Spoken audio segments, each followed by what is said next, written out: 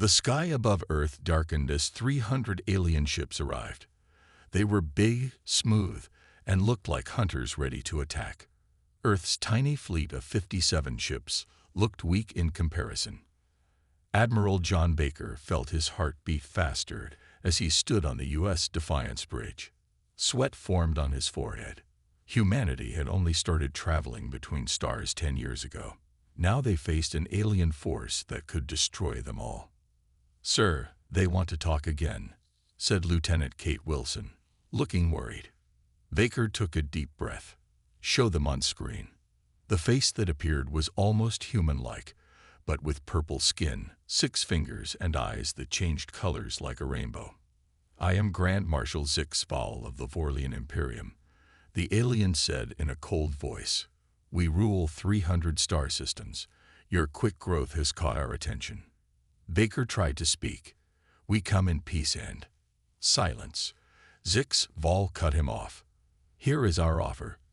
We will protect Earth if you give us 10% of your minerals, 5% of your food, and 1,000 humans each year to serve us." The bridge crew gasped. Some looked down at their feet, afraid to show their anger.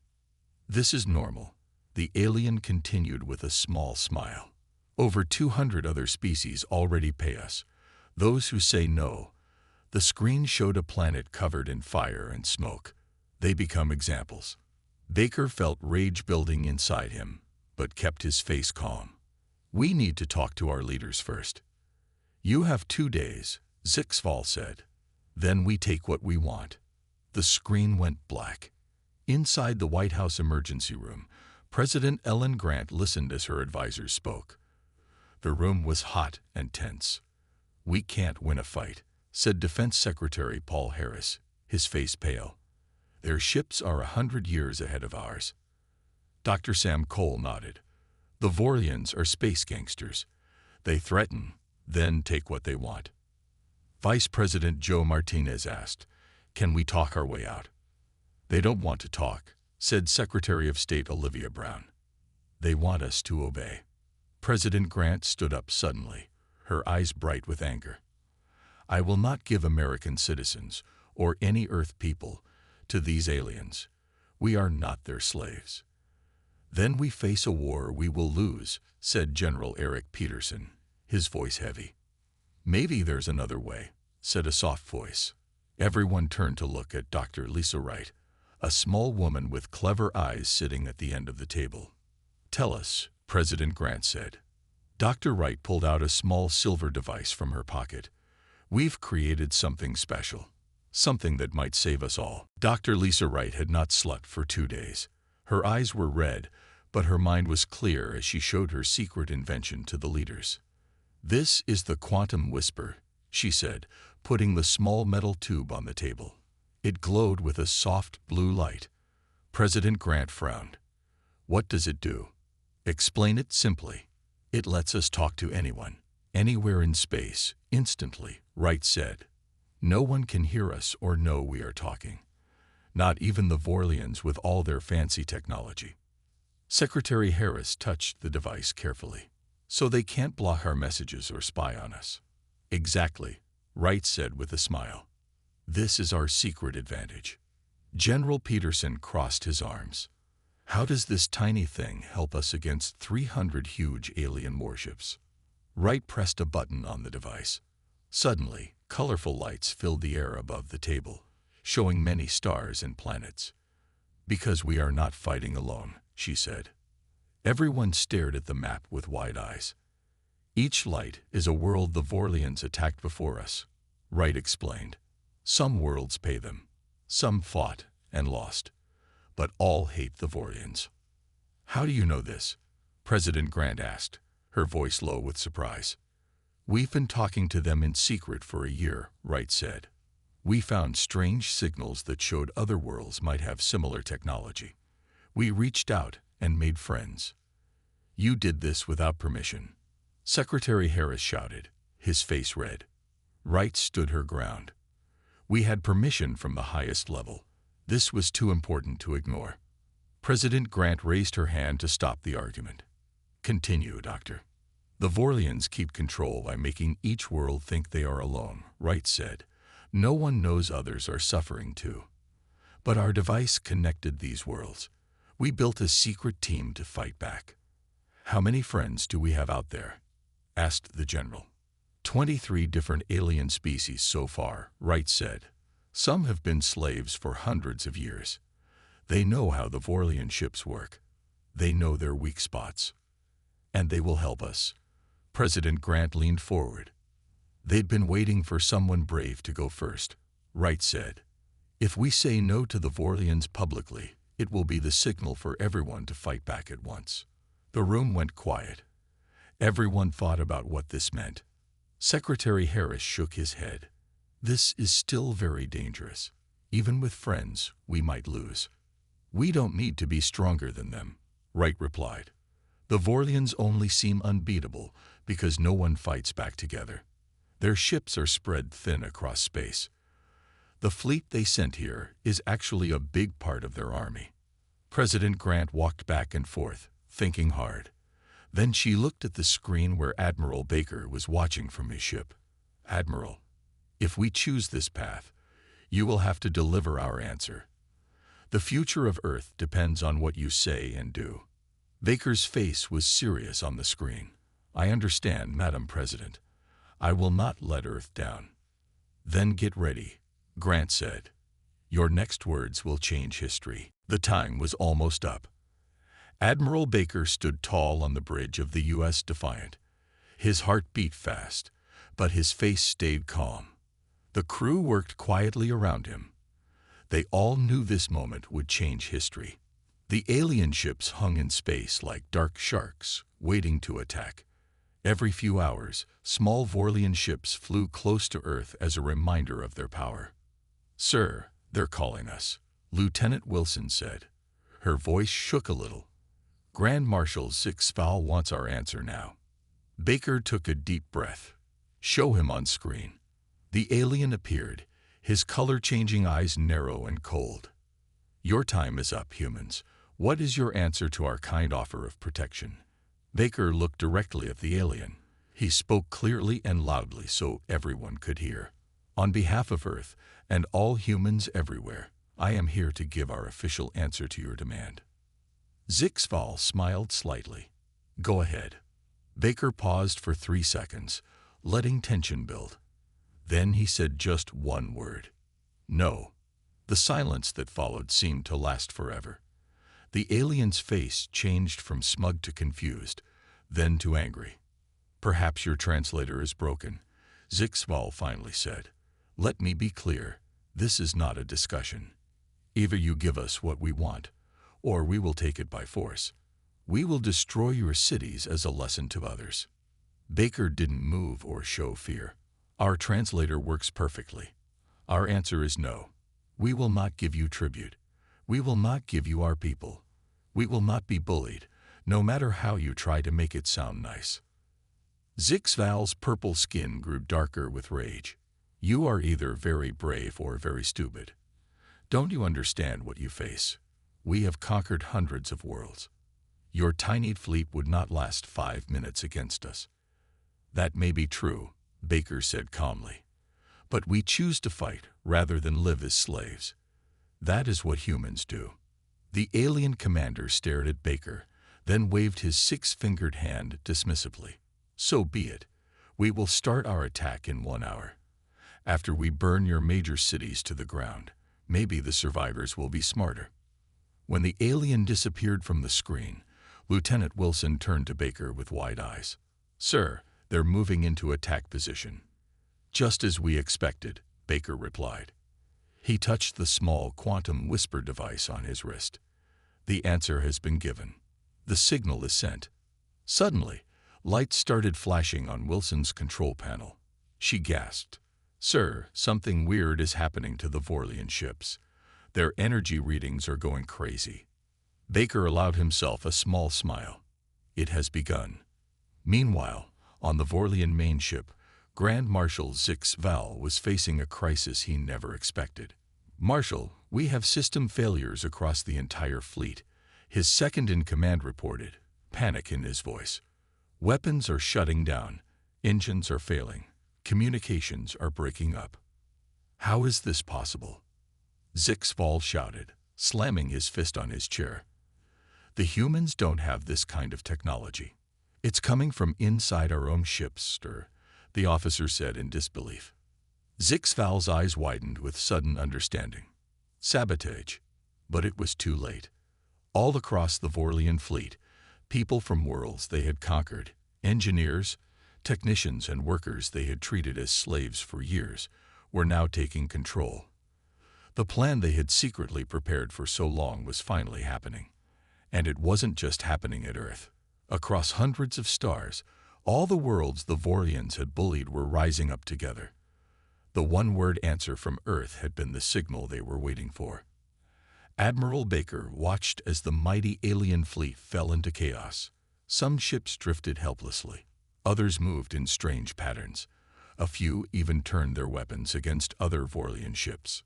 "Sir," Lieutenant Wilson called out, excitement in her voice, "we're getting messages from inside the Vorlian fleet.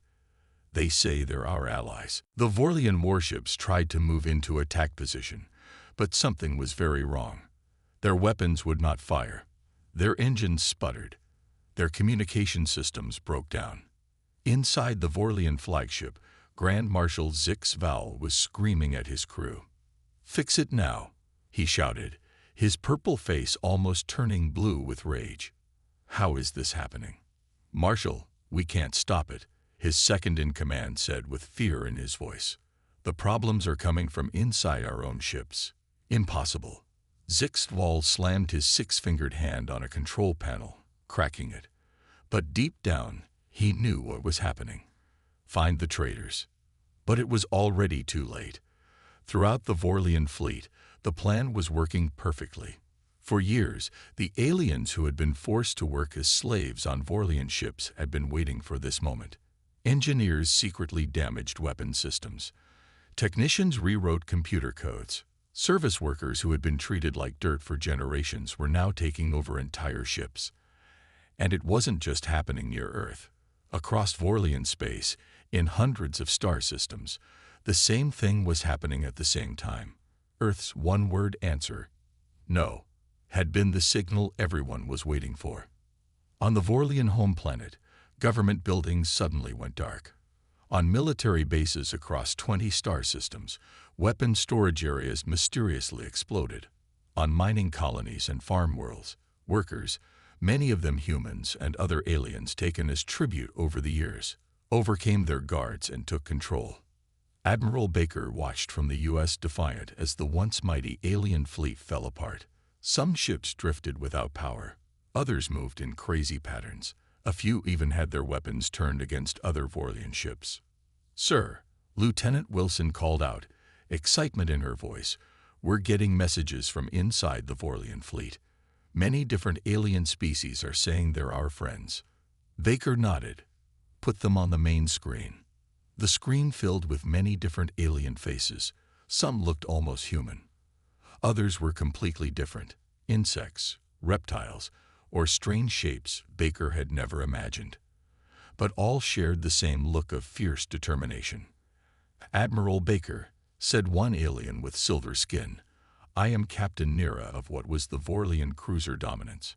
My people, the Lyrians, have waited 300 years for this day." "The Telarians stand with Earth," said another alien that looked like a giant insect. "We now control 12 ships in this fleet." One by one, aliens from many different worlds reported in. Some had been slaves for thousands of years. Others had been conquered recently. All had been connected through the quantum communication network, planning this day in secret. "What about Grand Marshal Zixval?" Baker asked. "His flagship is still under Vorlian control," Captain Nira replied. "But it's trapped now, surrounded by ships that belong to the rebellion." Baker turned to his weapons officer. "What's the status of the Vorlian flagship?" "Their weapons are turned off, sir. They seem to be trying to protect themselves." "Open a channel," Baker ordered. He felt strangely calm, knowing that this moment would change the galaxy forever. Zixval's face appeared on screen. The alien commander looked stressed for the first time. "What trick is this, human? What have you done to our fleet?" "We didn't do anything to your fleet, Marshal," Baker replied calmly. "The people you enslaved did that themselves. We just gave them the signal they were waiting for." "Impossible. The tribute species can't talk to each other. They can't work together like this." "You underestimated us," Baker said with a small smile. "We found a way to communicate that you couldn't detect. And it turns out, when people who are being bullied can finally talk to each other, they have a lot to discuss, like how to overthrow their oppressors." Zixval's face darkened even more. "This rebellion will be crushed. The Imperium has stood for thousands of years." "Maybe," Baker nodded, "but not today. Right now, you have a choice. Surrender your ship and tell all loyal Vorlian forces to stand down, or be destroyed by your former slaves. I suggest you decide quickly." For the first time ever, a Vorlian Grand Marshal faced defeat, and for the first time, the galaxy witnessed something no one had ever seen before: a Vorlian surrender. 1 month after what people called the one-word revolution, aliens from 24 different worlds met in a big new building called Unity Hall in Geneva. Never before had Earth seen so many different beings in one place. They came from as far as 50 light-years away to build a new alliance. President Ellen Grant stood at the front, with Admiral Baker and Dr. Wright beside her. She looked at the strange mix of creatures and spoke. "1 month ago, we had to choose: give in to bullies or fight alone against impossible odds. Thanks to Dr. Wright, we learned we weren't alone after all. Today, we meet not as masters or slaves, but as equals. Together, we can build something better than what the Vorlians created." The room filled with happy noises. Humans clapped. Some aliens whistled. Others made sounds no human had ever heard before. Captain Nira of the Lyrians stood up next. Her silver skin glowed under the lights. "For 300 years, my people lived under Vorlian control. They told us we were alone, that fighting back was useless. Then the quantum network connected us to others. When we heard Earth say no, it gave us all hope." Other aliens told similar stories: how they had been forced to serve the Vorlians, how they thought they were the only ones suffering, and how Earth's simple refusal changed everything. Dr. Wright explained how it all worked. "Our quantum whisper device let us talk instantly across huge distances without being detected. But its real power was connecting people who had been kept apart on purpose. The Vorlians knew that if we could talk to each other, we could fight back together." The meeting went on for 2 weeks. Different groups worked on different problems. What would happen to the old Vorlian territories? Who would control their abandoned ships? How would they keep peace? Not everything was easy. In some star systems, Vorlians were still fighting to stay in control. In others, aliens who had been treated badly for centuries were now attacking their former masters. The new alliance sent help where they could, but fixing a broken empire was hard work. In her private office, President Grant met with Admiral Baker and the alien leaders who had become Earth's closest friends. "The treaty is almost done," said Delegate Zorn, a huge creature whose see-through body glowed with blue-green light. "But we still need to find hundreds of missing Vorlian warships." "And the Vorlian home planet isn't talking to anyone," Captain Nira added. "We think they're gathering their remaining soldiers." Baker frowned. "They won't give up easily. The Imperium is broken, but the Vorlians themselves are still dangerous. That's why this alliance needs to be permanent, not temporary," President Grant said. "We need a group that can protect everyone and stop any one species from becoming too powerful." "Let's call it the United Worlds," suggested Nira, "where every species gets the same voice, no matter how advanced or strong they are." "The Vorlians thought our differences made us weak," said Zorn. "We must show how our differences make us strong." At the end of the conference, all 24 species signed the Treaty of Geneva. It created the United Worlds Concord, a group that would help members work together on diplomacy, science, and defense. Each world would stay independent while helping protect the others. Admiral Baker watched the signing ceremony and leaned toward Dr. Wright. "When you first told us about the quantum network and our possible allies, did you ever think it would lead to this?" Wright smiled. "Not exactly this, but I knew that once people could really talk to each other, everything would change. It always does." "All because of one word," Baker said.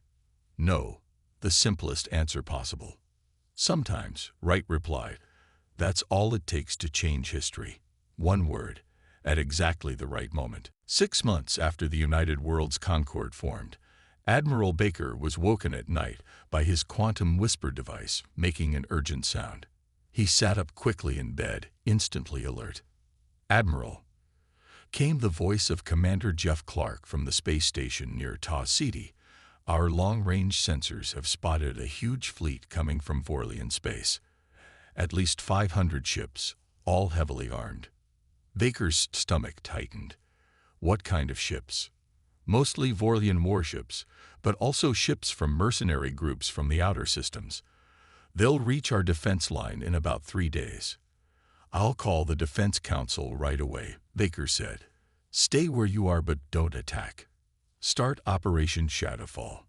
Within an hour, military leaders from 12 different species had joined an emergency meeting through the quantum link. Everyone looked worried. "This is the attack we've been expecting," said General Krill of the Tellurians, his insect-like mouthparts clicking nervously. "The Vorlians have gathered their loyal followers and hired soldiers to break through our defenses. The fleet is 3 times bigger than we thought it would be," said Commander Laura Scott, Baker's chief of operations.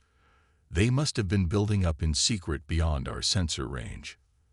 They're aiming for the heart of our alliance," Baker said, studying the path of the enemy fleet. "They're heading straight for Earth, Lyria, and Teller Prime, the founding worlds of the Concord. A killing strike," General Krill agreed. "If they destroy our home worlds, the alliance will fall apart." "We need to bring our ships together," Baker said. "Commander Scott, tell all Concord vessels to meet at the planned points and start the civilian protection plan. All non-essential people should move to the safe worlds." The meeting continued as they made plans. The combined Concord fleet was smaller than the enemy's, but they had advantages. They knew how Vorlian technology worked.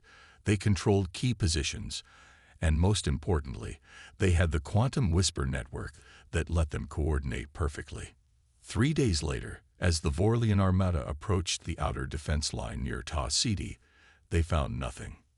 The monitoring stations were empty, the defense platforms shut down. They moved forward, confident in their overwhelming force. It was exactly what Admiral Baker had planned. "They've passed Checkpoint Alpha," Commander Scott reported from the bridge of the UWS Unity, the Concord's flagship. "All our ships are in position." Baker nodded. "Start Operation Sunburst." Across 50 star systems, Concord forces that had seemed scattered and running away suddenly moved together with perfect timing. Ships emerged from hiding spots in asteroid fields and behind planets. Defense platforms that had seemed turned off powered up, and in the middle of the Vorlian formation, 20 cargo ships the enemy had ignored suddenly changed their signals, revealing themselves as carriers full of fighter craft. The trap was sprung.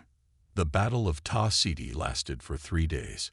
The Vorlian fleet, despite having more ships, found itself split up and outmaneuvered by the smaller but perfectly coordinated Concord forces. Quantum whisper communications allowed the Alliance ships to adapt instantly to changing battle conditions, while the Vorlians relied on normal signals that could be intercepted or jammed. On the 3rd day, the Vorlian flagship, a massive warship commanding what was left of the once proud armada, faced off against the UWS Unity. On its bridge stood Supreme Commander Dravzor, the new leader of Vorlian forces and brother of the disgraced Zixpal. "Contact them," Baker ordered. Dravzor's face appeared on screen, his color-shifting eyes burning with hate. "Admiral Baker, the one who caused our shame." "This battle is over, Commander," Baker said calmly. "Your fleet is destroyed. Surrender now, and we will guarantee the safety of your remaining crews." Vorians do not surrender, Drabzor spat. We ruled this part of space for thousands of years before your species even learned to make fire. This temporary setback changes nothing. Look around you, Baker urged. The Imperium is gone. The tributary worlds are free. Your military might is broken. What remains for you to rule? You think this ends here? Drabzor laughed bitterly. The galaxy will never accept your naive alliance of equals. Power always concentrates. Someone will always rule. If not us, then another species will rise to dominate the rest. It is the natural order. Perhaps, Baker conceded, but we intend to create something different. A balance where no single power can subjugate others, where diversity is strength, not weakness. A fool's dream, Drabzor said dismissively, but I will not live to see you fail. Without warning, the Vorlian dreadnought began to emit massive energy readings. Sir, Commander Scott called out. They're overloading their core reactors. All ships, emergency withdrawal. Baker ordered. Maximum distance. Now. The Concorde vessels scrambled to escape the blast radius as the Vorlian flagship began to glow with building energy.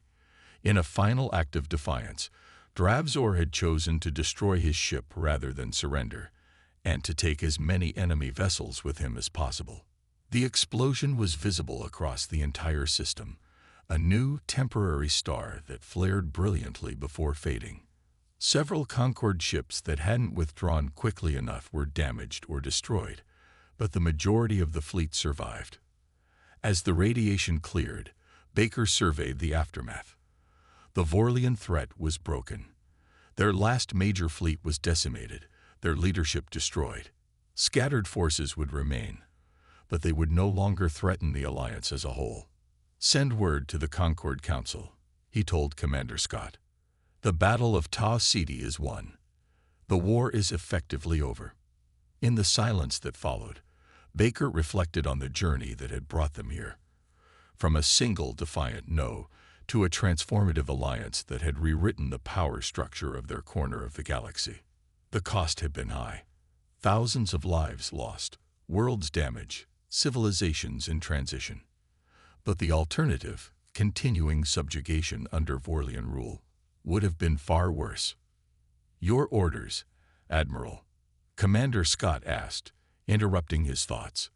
Baker looked at the starfield on the main viewer. Set course for Earth. It's time to go home. 10 years after humanity's one-word response that changed everything, Admiral John Baker stood on the observation deck of Unity Station, the huge space station that orbited Earth. Behind him, representatives from 38 alien species mixed and talked at the 10-year celebration. Their different shapes, sizes, and ways of talking created a colorful mix of galactic life. Earth had changed a lot in the 10 years since first contact. New technology shared by Alliance members had transformed human society. Energy was clean and plentiful. Most diseases could be cured. And humans had built colonies on 17 worlds across 12 star systems. But most importantly, humanity's place in the galaxy was secure. The species that had almost become just another slave world to the Vorlian Imperium was now seen as one of the founding members of the most important alliance in known space. Quite a view, isn't it? Said a familiar voice. Baker turned to see Dr. Lisa Wright, now Director of Interspecies Scientific Cooperation, walking toward him with 2 glasses of champagne. She handed him one. Hard to believe it's been 10 years, Baker replied, taking the glass. Sometimes I still expect to wake up and find it was all a dream. If it is, we're having the same one. Wright smiled, pointing to the viewport where Earth turned slowly below them, while ships of many different designs moved in careful patterns around the station. President Grant, now in her second term, and the first to be officially called President of Earth rather than of just one nation, joined them at the window. The Arcturian ambassador just told me that their council has voted to join the Concorde, she said. That's 39 member species now. The Arcturians were strong Vorlian allies for centuries, Baker noted. Their joining is very important. They were the last major holdout, Grant agreed. Even the Vorlians themselves have sent unofficial messengers to discuss possibly normalizing relations. The three stood quietly for a moment, watching ships arrive for the celebration. Representatives from hundreds of worlds had come to mark the 10 years since the formation of the Concord. Do you ever think about how differently things might have turned out? Wright asked, if we had said yes to their demands instead of no. Baker thought about this. Every day, we would have become just another conquered world, giving resources and people to the Imperium. Humanity's future would have been cut short before it really began. And yet, it all came down to one word, said President Grant. The simplest possible answer. Sometimes the simplest answers are the most powerful, Wright replied, especially when backed by courage and planning. Their conversation was interrupted by Captain Wilson, formerly Lieutenant Wilson, approaching with a young officer. Admiral, President Director, Wilson said formally. May I introduce Ensign Ryan Davis? He just graduated top of his class at the Academy and has been assigned to the UWS Explorer for its mission to the Galactic Core. Baker shook the young officer's hand. The Explorer mission, very impressive, Ensign. You'll be going farther than any human has ever traveled. Thank you, sir, Davis replied eagerly. I've studied your career in detail. Your response to the Vorlians is literally the first thing they teach us in Galactic History 101. Baker laughed. I hope they teach you more than just how to say no to alien empires. They do, sir, Davis said with a smile. They teach us that words have power, especially when based on principle, and that even the worst odds can be beaten with the right allies and plan. Good lessons, Baker nodded approvingly. But remember this most of all. The galaxy is huge and full of wonders as well as dangers. Approach both with equal caution and curiosity. As the ceremony began, Baker took his place on the stage alongside the other founders of the Concord. Looking out at the gathered delegates, beings from worlds circling different stars, with different bodies, histories, and cultures, he felt a deep sense of pride. The story that had begun with humanity's defiant no was far from over. In many ways, it was just beginning. The end.